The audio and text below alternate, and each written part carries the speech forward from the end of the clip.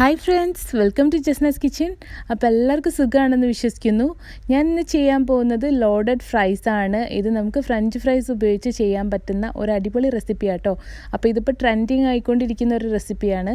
പിന്നെ ഞാനിതൊരിക്കലും പുറത്തുനിന്ന് വാങ്ങിച്ച് കഴിച്ചിട്ടുണ്ടായിരുന്നു. അപ്പോൾ എനിക്ക് ഇത്ര ഒരു ടേസ്റ്റി ആയിട്ട് തോന്നിയിട്ടില്ല കേട്ടോ. ഇപ്പോൾ വീട്ടിലുണ്ടാക്കിയപ്പോൾ നല്ല അടിപൊളി ടേസ്റ്റ് ആയിരുന്നു. അപ്പോൾ ഇതേപോലെ നിങ്ങളും ഒന്ന് ഉണ്ടാക്കി നോക്കുക. എന്തായാലും ഇഷ്ടപ്പെടും എന്നുള്ളത് ഉറപ്പാണ്. അത്ര ടേസ്റ്റിയാണ്. അപ്പോൾ ഇതിനു വേണ്ടി ഞാൻ ആദ്യം തന്നെ കുറച്ച് ചിക്കൻ എടുത്തിട്ടുണ്ട്. ചിക്കൻ ബ്രസ്റ്റാണിത്. ഇത് നേരിയതായിട്ട് നമുക്കൊന്ന് കട്ട് ചെയ്തെടുക്കാം.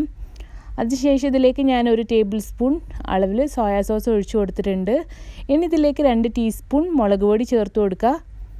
അപ്പോൾ ചിക്കനൊക്കെ നിങ്ങളുടെ ഇഷ്ടത്തിനനുസരിച്ച് എടുക്കുക കേട്ടോ. നിങ്ങൾക്ക് എത്രത്തോളം ചേർക്കണം അതിനനുസരിച്ച് ചേർക്കുക. ഞാൻ ഇതിലേക്ക് 1 ടീസ്പൂൺ മല്ലിപ്പൊടി ചേർത്ത് കൊടുത്തിട്ടുണ്ട്. 1 ടേബിൾ സ്പൂൺ നിറച്ച് കോൺഫ്ലോറും ചേർത്ത് കൊടുക്കുന്നുണ്ട്. നമുക്കിതിലേക്ക് ആവശ്യത്തിനുള്ള ഉപ്പ് ചേർത്ത് കൊടുക്കാം. 1 ടീസ്പൂൺ ഇഞ്ചി വെളുത്തുള്ളി പേസ്റ്റ് ചേർത്ത് കൊടുത്തിട്ടുണ്ട്. ഇനി ഒരു 1/2 ടീസ്പൂൺ മഞ്ഞൾപ്പൊടിയും കൂടെ ചേർത്ത് നല്ലപോലെ ഒന്ന് മിക്സ് ചെയ്തെടുക്കാം. അപ്പോൾ ഇത് ആദ്യം തന്നെ ചെയ്ത് വെക്കാം കേട്ടോ. അപ്പോൾ നമ്മുടെ ഫ്രഞ്ച് ഫ്രൈസൊക്കെ ഫ്രൈ ചെയ്തെടുക്കുമ്പോഴേക്ക് നമുക്കിത് റെഡിയായി കിട്ടും. അപ്പോൾ അതിന് വേണ്ടിയിട്ട് ഇത് ആദ്യം തന്നെ ഒന്ന് മാരിനേറ്റ് ചെയ്ത് ഒരു 10 മിനിറ്റ് വെക്കുക. ഞാനിവിടെ ഒരു പാനിലേക്ക് ഓയിൽ ഒഴിച്ച് കൊടുക്കുന്നുണ്ട്. ഇതൊന്ന് ചൂടായ ശേഷം നമുക്ക് ഫ്രഞ്ച് ഫ്രൈസ് ഇതിലിട്ടൊന്ന് ഫ്രൈ ചെയ്തെടുക്കുക. അപ്പം നിങ്ങളുടെ കയ്യിൽ ഫ്രഞ്ച് ഫ്രൈസ് ഇപ്പോൾ ഫ്രോസൺ ഇല്ലയെന്നുണ്ടെങ്കിൽ നിങ്ങൾ ഉരുളക്കിഴങ്ങ് ഇതുപോലെ കട്ട് ചെയ്ത ശേഷം ഉപ്പും ചേർത്ത് ഒന്ന് വേവിച്ചെടുത്താൽ മതി. ഫുള്ള് കുക്കാവരുത് കേട്ടോ. ഒരു 1/4 ഭാഗം കുക്കായ ശേഷം ഇതുപോലെ ഒന്ന് ഫ്രൈ ചെയ്തെടുക്കുക. ഇപ്പോൾ ഒരു ഗോൾഡൻ കളറായിട്ട് ഞാനിത് ഫ്രൈ ചെയ്തെടുത്തിട്ടുണ്ട്. ഇത് ഞാൻ വേറൊരു പാനിലേക്കാണ് ഇട്ട് കൊടുക്കുന്നത്. ഇനി ഇത് നേരത്തെ നമ്മൾ മാരിനേറ്റ് ചെയ്ത് വെച്ച ചിക്കനും ഇതുപോലെ ഒന്ന് ഫ്രൈ ചെയ്തെടുക്കുക. അപ്പോൾ ചിക്കന് നിങ്ങൾക്ക് കഴിയുന്നത്ര ചെറിയ പീസാക്കി കൊടുക്കുക കേട്ടോ. ഇതിപ്പോൾ കുറച്ച് വലിയ പീസായിട്ടുള്ളത്. അപ്പോൾ ഞാനിതൊന്ന് കട്ട് ചെയ്തെടുക്കും. അപ്പോൾ ഇതാ നമ്മുടെ ചിക്കനും ഇവിടെ ഫ്രൈ ആയി വന്നിട്ടുണ്ട്. അപ്പോൾ ഇതും നമുക്കൊന്ന് എണ്ണയിൽ നിന്ന് മാറ്റിയെടുക്കാം. ഇനി ഇതേ പാനിലേക്ക് തന്നെ കുറച്ച് എണ്ണ ഒഴിച്ച ശേഷം അതിലേക്ക് ഞാൻ ഒരു മീഡിയം സൈസ് സവാള കട്ട് ചെയ്തിട്ട് കൊടുത്തിട്ടുണ്ട്. ഇതിലേക്ക് ഒരു മാഗിയുടെ ക്യൂബും കൂടെ ഇട്ട് കൊടുക്കുക. ഇനി ഇത് നന്നായിട്ടൊന്ന് വഴറ്റിയെടുക്കണം. അപ്പോൾ ഇനി ഈ സവാള കുക്കാവാനൊന്നുമില്ല അതിൽ കിടന്നിട്ട്. അപ്പോൾ അതുകൊണ്ട് തന്നെ നന്നായിട്ടൊന്ന് സവാള വഴറ്റിയെടുക്കുക. ഇതിലേക്ക് ഞാൻ 2 ടേബിൾ സ്പൂൺ ടൊമാറ്റോ പേസ്റ്റും 1 ടീസ്പൂൺ ജിഞ്ചർ ഗാർലിക് പേസ്റ്റും കൂടെ ചേർത്ത് കൊടുത്തിട്ടുണ്ട്. ഇതിലേക്ക് 1 ടീസ്പൂൺ നല്ല ജീരകത്തിൻ്റെ പൊടിയും കൂടെ ചേർത്ത് നല്ലപോലെ ഒന്ന് വഴറ്റിയെടുക്കുക.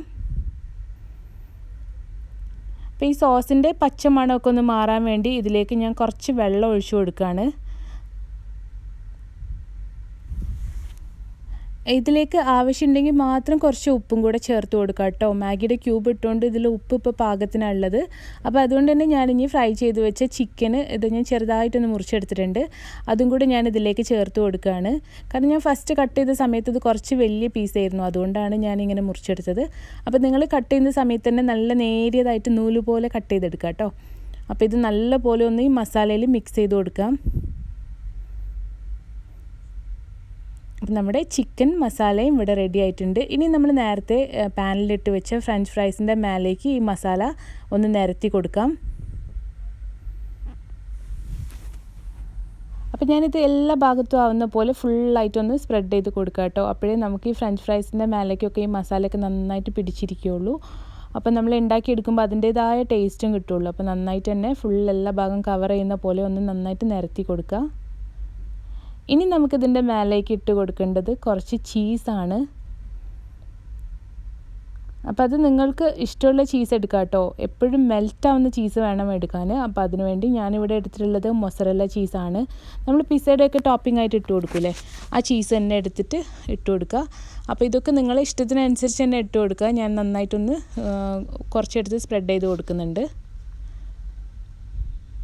അപ്പോൾ ഇതിന് പ്രത്യേകിച്ച് അളവോ കാര്യങ്ങളോ ഒന്നുമില്ല കേട്ടോ. നമുക്ക് നമ്മളെ ടേസ്റ്റിനനുസരിച്ച് ഉണ്ടാക്കിയെടുക്കാൻ പറ്റും. കാരണം എങ്ങനെ ഉണ്ടാക്കിയാലും ഇത് കൊളാവാനൊന്നും പോകുന്നില്ല. അപ്പോൾ നിങ്ങൾക്ക് എങ്ങനെ വേണമെങ്കിലും ഉണ്ടാക്കാം. ഇതിൻ്റെ ചിക്കൻ്റെ അളവ് കുറച്ചിട്ടോ കൂട്ടിയിട്ടോ അതുപോലെ ചീസും നിങ്ങൾക്ക് എത്രത്തോളം കഴിക്കാൻ ഇഷ്ടമുണ്ട് അതിനനുസരിച്ച് ചേർത്ത് കൊടുക്കുക. ഇനി ഇതൊന്നുകിൽ ഓവനിൽ വെച്ച് ഒന്ന് മെൽറ്റാക്കി എടുക്കണം. അത് അല്ലാന്നുണ്ടെങ്കിൽ ഇതുപോലെ തന്നെ ഒന്ന് തീ കത്തിച്ച ശേഷം ചെറിയ തീയിലിട്ടൊന്ന് അടച്ച് വെച്ച് കൊടുക്കുക. ഇതിൻ്റെ ചീസൊക്കെ ഇപ്പോൾ നന്നായി മെൽറ്റായി വന്നിട്ടുണ്ട്. ഞാൻ ഇതിൻ്റെ മേലേക്ക് കുറച്ച് സ്പ്രിംഗ് ഓണിയനും കൂടെ ഒന്ന് ഇട്ട് കൊടുക്കുകയാണ്. അപ്പോൾ ഇതിൻ്റെ ഭംഗിയൊന്ന് കൂട്ടാൻ വേണ്ടിയിട്ട് ഞാൻ കുറച്ച് പിസ്സയുടെ മേലെ ഇടുന്ന ഹെർബ്സ് ഉണ്ടല്ലോ അതും കൂടെ കുറച്ച് ചേർത്ത് കൊടുത്തിട്ടുണ്ട് കേട്ടോ. അപ്പോൾ നമ്മുടെ ടേസ്റ്റി ലോഡഡ് ഫ്രൈസ് ഇവിടെ റെഡി ആയിട്ടുണ്ട് കേട്ടോ. ഇത് എല്ലാവർക്കും വളരെ ഈസി ആയിട്ട് ഉണ്ടാക്കാൻ പറ്റുന്ന റെസിപ്പിയാണ്. അത് മാത്രമല്ല നല്ല ടേസ്റ്റിയുമാണ്.